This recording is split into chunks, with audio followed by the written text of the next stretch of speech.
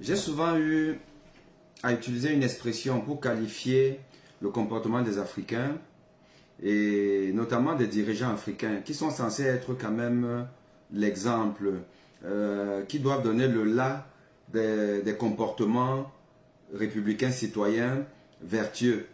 Et j'ai souvent dit que l'Africain qui dirige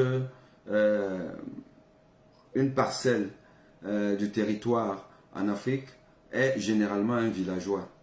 Être villageois, c'est en fait avoir une attitude qui vous met tout le temps en joie parce que vous n'avez pas suffisamment de discernement pour comprendre à quel moment il faut être sérieux, à quel moment on peut s'amuser et à quel moment il faut être concentré, sévère parce que la situation est dramatique, pour ne pas dire pathétique. Donc le villageois, c'est quelqu'un qui est toujours en joie. Voilà. Mais une joie stérile, une joie bête, une joie non réfléchie. Et il pense que tout est beau.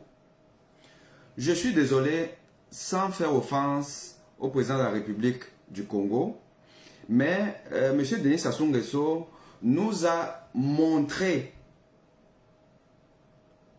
ce jour au second sommet Russie-Afrique en Mondovision. M. Sassou Nguesso a démontré à suffisance que être président de la République en Afrique n'est pas synonyme d'être excellent. Or, tous ces gens-là s'appellent excellence. Mais excellence dans quoi? Peut-être dans la bêtise. Parce que regardez un peu ce qui s'est passé là, ce jour. Regardez un peu ce qui s'est passé. Il est, alors que personne ne lui a rien demandé. Personne ne lui a rien demandé. Et il donne des explications irrationnelles à son homologue russe. Parce que M. Poutine est président d'une république. Et lui, il est président d'une république. Mais il se met à expliquer des choses comme un gamin à qui on a demandé des comptes et il faut justifier pourquoi tu es peut-être arrivé en retard et comment et tout. Voilà, regardez son discours. Beaucoup de forces ont travaillé pour empêcher le succès de ce sommet. Et nous-mêmes avons eu d'énormes difficultés pour arriver ici. Et l'avion que nous avons pris en location est resté à Dubaï parce que les compagnies d'assurance de l'Occident se sont opposées à l'arrivée de cet avion ici à Saint-Pétersbourg. Nous l'avons laissé à Dubaï et on a pris en location d'autres avions. Et on est arrivé ici dans un tout petit jet et c'était assez difficile. C'était 5 heures de vol. Et je sais aussi que d'autres délégations ont éprouvé les mêmes difficultés, y compris celles des autorisations de survol de certains pays. Et donc, c'était finalement un grand succès puisque, à part 2 ou 3 pays, tous les États africains ont été présents à ce sommet. Et observez la scène. Regardez l'attitude, de M. Vladimir Poutine, qui est quand même surpris. Il ne comprend pas ce qui se passe. On est quand même dans une réunion en tête-à-tête entre 2 chefs d'État. Il faut parler des affaires sérieuses, du commerce, des accords à signer. Mais celui-là, il fait son petit gamin, sa petite pleureuse, on n'a pas d'avion, machin truc, on a dû emprunter l'avion, on nous a refusé des trucs, les forces, je sais pas trop, ne voulaient pas de ce sommet, une façon de flatter l'ego de Poutine pour que Poutine lui donne peut-être un peu plus que les autres Africains. Parce que c'est comme ça se passe toujours entre eux, ces chefs d'État africains là. C'est-à-dire que c'est le chacun pour soi. Celui qui parle le mieux, celui qui flatte le mieux. Et là, il était en train de faire ce que les Camerounais appellent la talakou. La talakou, un président qui a déjà dit que ben, je vais donner gratuitement le blé à 6 pays. Bon, lui aussi veut faire partie et tout là. Donc, tu vois, c'était compliqué pour arriver. Je vous assure que les forces occidentales ont tout fait pour nous empêcher d'être là. Mais vraiment, nous, on tenait à venir. Ça fait que même en passant par Dubaï, en passant par machin truc, même sur un petit avion, mais on est quand même arrivé.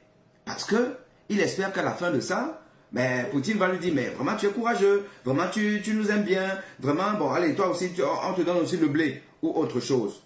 Voilà les mendiants. Et c'est ce que le président de la transition burkinabé disait, que ces chefs d'État-là, c'est des mendiants. Ils passent leur temps à traverser les continents, à utiliser notre argent pour aller mendier. Mendier pour mendier, c'est tout. Et observez l'attitude des membres du gouvernement russe qui accompagnent Poutine. Regardez celui-là. Hein? Il a la main à la joue. C'est-à-dire que, mince, là, moi, je suis déjà fatigué, on ne comprend plus rien. Le type, c'est en train de raconter quoi? En fait, il dit, la Biziane, c'est en train de raconter quoi? Bon, je ne vous traduis pas le mot Abidjan, parce que c'est quand même assez choquant. Mais, croyez-moi, il y en a qui le pensent vraiment et qui le disent eux-mêmes. Nous vivons avec les Blancs. Et j'ai vécu en Russie. Je peux vous dire que ces gens étaient en train de dire que mais la Biziane là, il est normal. Et regardez l'autre. L'autre a un sourire narquois. L'autre, celui qui est au fond à gauche là, il a un sourire narquois. Il se dit que mais le type, c'est vous dire qu'il est président de la République. Il vient nous parler des histoires de l'avion a fait ceci, on est passé par... Déjà, il ne peut pas avoir un avion. Un président d'une république africaine, riche en pétrole, pétrole volé par Elf, Total, Elf et tout ça là pendant des années. Pétrole que lui, Sassou Nguesso, a vendu aux Français.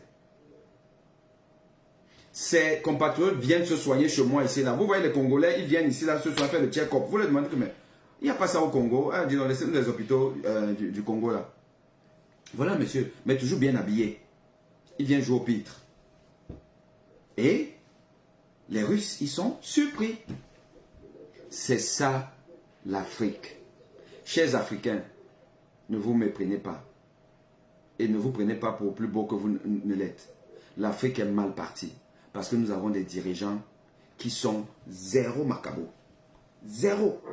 Tous ces aînés-là, ces grands-là, qui viennent défendre l'indéfendable.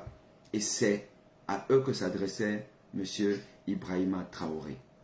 Et moi, je dis bravo. Et nous devons dire bravo. Mais ne nous arrêtons pas au discours. Mettons en place des mécanismes pour chasser tous ces croulants du pouvoir et que la jeunesse conquérante prenne les devants pour déterminer son avenir. Il faut une autodétermination efficace en Afrique. Et je termine en disant que les prochains sommets Afrique puissance occidentale, il faut que ces sommets se passent en Afrique. Et que les discours comme celui de Ibrahima Traoré doivent être prononcés sur la terre africaine. C'est en Afrique que ça se joue. Et sans les Denis Sassou Nguesso et les autres dirigeants qui n'ont rien fait depuis 40 ans. À très vite.